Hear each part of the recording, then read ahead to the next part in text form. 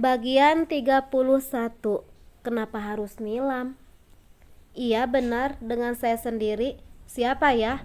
Tanyaku penasaran. Perkenalkan, saya Dela. Apa benar rumah makan Bapak yang terletak di Simpang 5 mau dijual? Tanyanya. Mendengar nama itu rasanya tak asing. Mana mungkin Dela yang dulu kerja di rumah makan kami. Waktu bersama nilam dulu.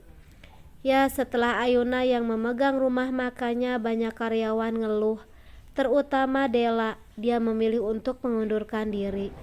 Tidak mungkin Dela itu. Ada banyak Dela di dunia ini. Jika benar, apa sekarang dia sudah jadi orang kaya? Terserah sajalah, yang penting ada yang minat dengan rumah makannya. Iya benar. Apa Anda berminat untuk membelinya? Tanyaku langsung tanpa banyak basa-basi. Siapa mas? Tanya Ayuna berbisik. Yang mau beli rumah makan, bisikku tak kalah pelan. Wajah Ayuna langsung terlihat senang. Binar bahagia di wajahnya begitu kentara. Iya pak, bos saya yang berminat membeli rumah makan bapak, ucapnya. Dahiku mengernyit mendengarnya. Ucapannya kalau ternyata bosnya yang berminat. Syukurlah, setidaknya aku tidak malu. Kalaupun itu benar Dela yang waktu itu kerja di rumah makan kami dulu, itu artinya bukan dia yang mau beli. Oh, jadi bos Anda yang mau beli? Tanyaku memastikan. Benar pak, bos saya yang berminat. Baiklah, kapan Anda atau bos Anda mau melihat-lihat langsung rumah makannya? Tanyaku. Secepatnya lebih baik pak, sahutnya. Baiklah, bagaimana kalau lusa? Ucapku menawarkan. Baik pak, nanti akan saya kabarin lagi. Sampai bertemu nanti. Assalamualaikum. Iya baiklah, waalaikumsalam. Sambungan telepon pun terputus. Rasa senang tak bisa kusembunyikan.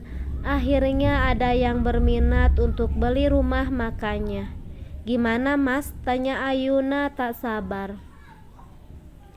Orangnya mau lihat-lihat dulu. Nanti lusa janjiannya, jawabku. Semoga aja berjodoh dan cocok ya mas. Udah lama aku gak ke salon, rasanya udah empet, ucap Ayuna dengan memajukan bibirnya. Di saat seperti ini masih sempat-sempatnya ia memikirkan untuk ke salon. Kenapa diam mas? Kamu gak suka ya kalau aku jadi cantik? Tanyanya. Aku hanya bisa mendesah pelan. Sepertinya memang susah berubah sifatnya. Terserah kamu ajalah, jawabku malas, lalu beranjak dari kursi. Hari yang dijanjikan akhirnya tiba. Aku sudah rapi bersiap untuk bertemu calon pembeli. Rapi amat sih mas, kayak mau ketemu pacar aja, celetuk Ayuna saat aku tengah berdiri di depan cermin sembari menyisir rambut ke belakang. Mas, aku ikut ya, bosan di rumah terus. Akhir-akhir ini cuma banyak diam di rumah aja. Kalau jadi kan biar bisa jadi sekalian jalan-jalan sama mas, rengeknya. Ya aku tahu sejak aku dipecat dan tak ada pemasukan lagi, Ayuna memang lebih sering di rumah dan juga lebih sering ngomelnya. Daripada ribut lebih baik aku iyakan saja. Terserah kamu ajalah, jawabku singkat. Yeay, kalau gitu aku siap-siap dulu ya mas, ucapnya senang. Aku melirik jam yang melingkar di pergelangan tangan. Sudah hampir 30 menit, tapi Ayuna belum juga keluar. Ngapain aja sih di dalam, kayak mau pergi kondangan aja, lama banget, gerutuku kesal. Yuna, panggilku. Cepetan, ngapain aja sih? Tanyaku sedikit berteriak. Sebentar mas, jawabnya. Aku hanya bisa mendesah pelan sembari melihat jam di pergelangan tangan, menunggu dengan perasaan kesal. Ayo mas, aku udah siap, ucap Ayuna setelah sekian menit menunggu. Akhirnya ia keluar juga. Tapi tunggu dulu, ya ampun, kayak mau pergi kondangan aja dandan kayak gitu. Kita cuma mau ketemu calon pembeli, ucapku begitu melihat penampilannya. Ya nggak apa-apa dong mas, lagian udah lama aku nggak dandan dan jalan keluar. Habis ini kan mau dapat uang banyak, ujar Ayuna dengan senang. Saat tiba di lokasi rumah makan, aku dan Ayuna turun dari taksi online yang kami tumpangi. Rasanya tidak enak tidak memiliki kendaraan pribadi seperti ini. Apa ini yang pernah dirasakan Nilam waktu aku mengambil seluruh haknya? Mengingat itu ada perasaan menyesal. Mana orang yang mau beli rumah makannya mas? Tanya Ayuna begitu turun dari mobil. Gak tahu, mungkin belum nyampe. Ya udah kita tunggu di sana, ke sana aja. Jawabku sembari menunjuk ke depan rumah makan. Begitu tiba di rumah makan, aku terkejut melihat ada Nilam di sana. Loh, Nilam, kok kamu di sini? Tanyaku kaget. Ngapain kamu di sini? Timpal Ayuna bertanya dengan sinis.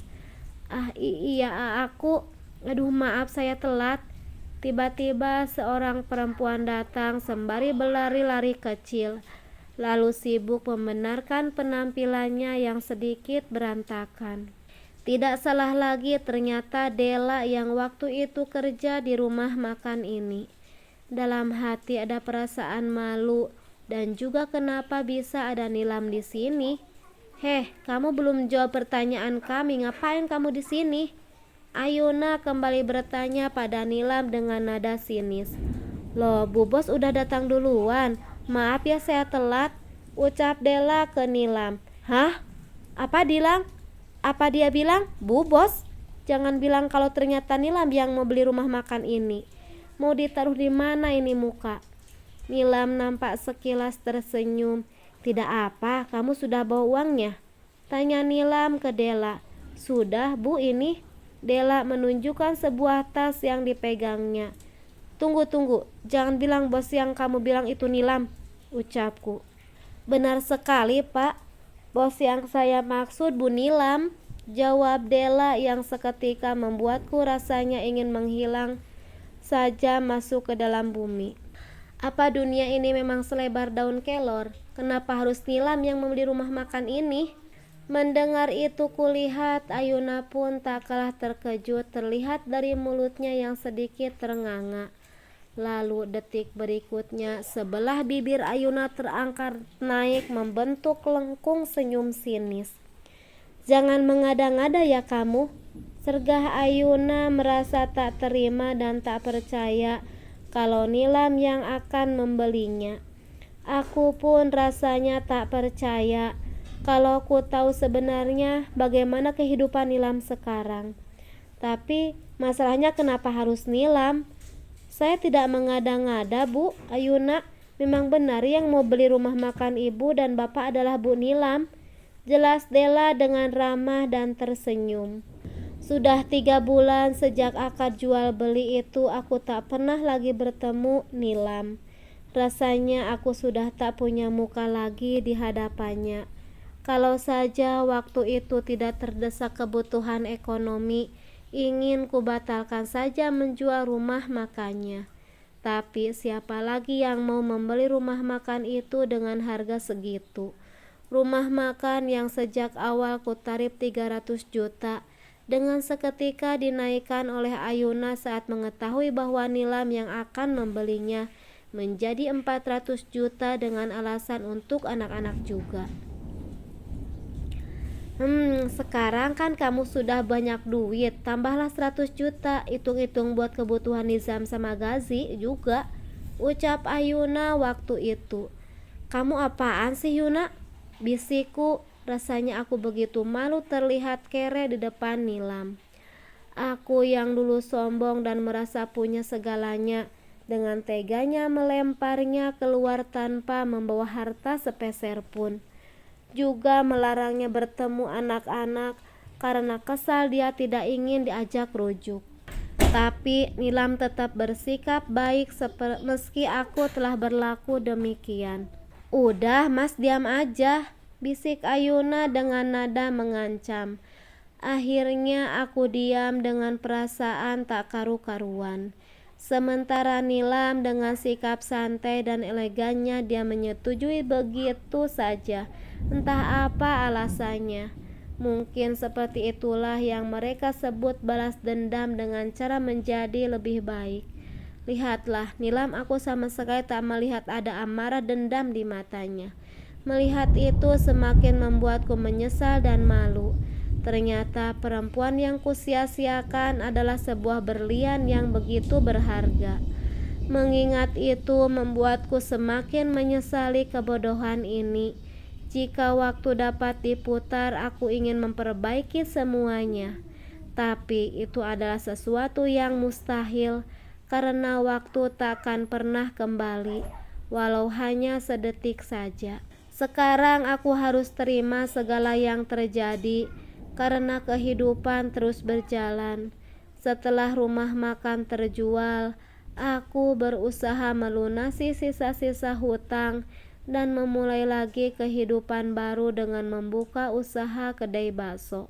Aku tahu Ayuna tidak begitu suka, dia ingin aku bekerja di kantoran lagi. Tapi semua itu tidak mudah lagi. Dari beberapa lamaran yang kuajukan sampai detik ini belum ada satupun panggilan. Mungkin mereka sudah tahu kesalahanku di perusahaan tempat aku bekerja dulu. Duh, kalau kayak gini kapan bisa kayaknya? Keluh Ayuna sembari mengangkat bahan-bahan untuk jualan. Lagi mikirin apa sih, Mas? Dari tadi aku lihat melamun terus, tanya Ayuna. Namun pikiranku masih berkelana saat peristiwa akad jual beli itu.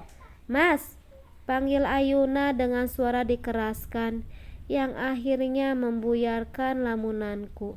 Iya, kenapa? Tanyaku terbata.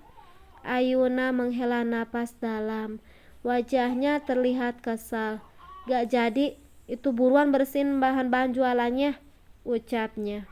Melihat sifatnya, aku pun hanya bisa mendesah pelan dan kembali melanjutkan aktivitas. Aku tak pernah menyangka kalau akhirnya akan seperti ini. Dari tinggal di rumah mewah, punya kendaraan, kerja kantoran, istri cantik dan penyabar. Tapi aku memilih untuk memiliki wanita lain karena merasa punya segalanya. Aku lupa kalau semua itu hanya titipan yang sewaktu-waktu bisa diambil oleh pemiliknya, hingga akhirnya membuat hidupku berubah drastis. Menyesal itulah yang kurasakan saat ini. Tapi nasi sudah menjadi bubur. Biarlah masa lalu menjadi pelajaran untuk masa depan.